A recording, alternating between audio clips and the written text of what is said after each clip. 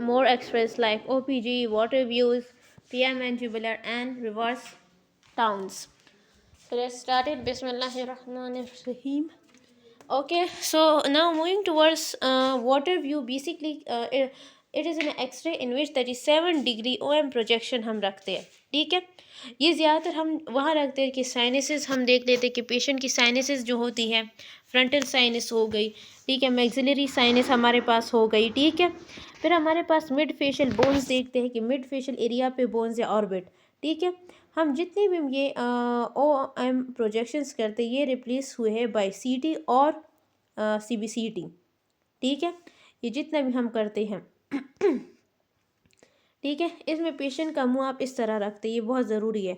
हाँ ठीक है, ये आपके पास ये फ्लेम हो गई, ठीक है, ये है ये अच्छा पेशेंट की जो पोजीशन है ये देख लो आप अच्छे से, ठीक है ना. ये आप इस तरह रखते हो, इस तरह, ठीक है. इसकी नाक नहीं टच हो रही है, इसकी चिन टच हो रही है. यहाँ एक्सरे बीम आ रही है, एंगल जो बन रहा है वो 45 डिग्री का यहाँ बन रहा है, ठीक है. बहुत ज़रूरी है ये, ठीक है, ये आपने बहुत समझना है. फिर हमारे पास यहाँ पर स्ट्रक्चर्स आ जाते हैं, ठीक है. अच्छा ये बहुत ज़रूरी है, इसको हम कहते हैं कैम्बल्स लाइंस, कैम्बल्स या डोलन लाइंस, कैम्बल्स या डोलेंस लाइंस कहते हैं. हमारे पास एक लाइन हो गई बेसिकली, ये एक लाइन हो गई, फिर दूसरी हो गई, तीसरी हो गई और फोर्थ हो गई, ये 4 लाइंस तो हो गई. फिर इसमें हमारे पास सेकेंडरी कर्व्स मौजूद है. अब जो सेकेंडरी कर्व्स है वो ये है एक, फिर दूसरा ये है, तीसरा ये है और फोर्थ ये है. 4 लाइन्स है और 4 सेकेंडरी कर्व्स है. अब हम चेक करते हैं कि हमारे पास सबसे पहला जो बेसिकली लाइन गुजरती है ना, उस लाइन में हमारे पास एक तो फ्रंटल साइनस आती है और सुपीरियर ऑर्बिटल आता है, ठीक है. तो हाँ, इट्स बेटर कि आप इस तरह करें. अच्छा, जो हमारे पास क्या है कि सबसे पहले हमारे पास जो लाइन है वो लाइन जो है वो ज़ाइगोमेटिक से गुजरती हुई हमारे पास उससे आ रही है, ठीक है. सो बेसिकली क्या है कि हमारे पास जो सबसे फर्स्ट लाइन है, फर्स्ट लाइन में हमारे पास राइट ज़ाइगोमेटिक से जाता है ऑर्बिटल से, फिर फ्रंटल साइनस होते हैं, फिर लैटरल ऑर्बिटल से फिर ज़ाइगोमेटिक आता है, ठीक है. ठीक है, ये हमारे पास फर्स्ट में ज़ाइगोमेटिक और फ्रंटल सरफेस थी. फिर उसके बाद सेकेंड लाइन में राइट ज़ाइगोमेटिक आर्च होती है, फिर उसकी बॉडी यहाँ पर आई है, ठीक है. फिर हमारे पास क्या है कि इंफ्रा ऑर्बिटल मार्जिन होता है, फिर नेज़ल कॉम्प्लेक्स यहाँ लगा हुआ है, फिर लैटरल ऑर्बिटल मार्जिन्स है, ठीक है. लैटरल ऑर्बिटल हो गई, लैटरल बॉडी हो गई, लैटरल आर्च हो गई, ठीक है. ऊपर हमने ज़ाइगोमेटिक और फ्रंटल सरफेस, फिर आर्च, फिर ज़ाइगोमेटिक बॉडी पर ही, फिर मार्जिन्स और फिर नेज़ल पर. उसी तरह अगर हम थर्ड लाइन पर आ जाए तो थर्ड लाइन पर हमारे पास क्या होता है, राइट कॉन्डाइल होता है, फिर कोरोनॉइड प्रोसेस हमारे पास होता है, फिर हमारे पास क्या मौजूद है, लेटरल एंट्रियम मौजूद है, ठीक है. फिर हमारे पास बेसिकली क्या होता है कि नीजल कॉम्प्लेक्स या अगेन मौजूद है, फिर वो हो गया एंट्रम हो गया, कोरोनॉइड हो गया, कॉन्डाइल हो गया. लास्ट में हमारे पास क्या होता है, राइट में मैंडिबल होता है, फिर ओक्लूजर प्लेन होता है, अगेन मैंडिबल होता है. ये याद रखना. फर्स्ट में हमारे पास ज़ाइगोमेटिक और वो प्रोसेस थी जिसमें ऑर्बिट था. सेकंड हमारे पास ज़ाइगोमेटिक आर्च आ गई, बॉडी आ गई, और फिर इंफ्रा ऑर्बिटल मार्जिन्स आ गई. ऊपर में सुप्रा ऑर्बिटल मार्जिन्स थी. नीचे आ जाओ तो कॉन्डाइल हो गया, कोरोनॉइड हो गया, एंड फिर हमारे पास एंट्रम हो गया, ठीक है. बेसिकली ये हम कंपेयर करते हैं दोनों साइड्स को, transversing across the radiograph following Camper's lines, ठीक है.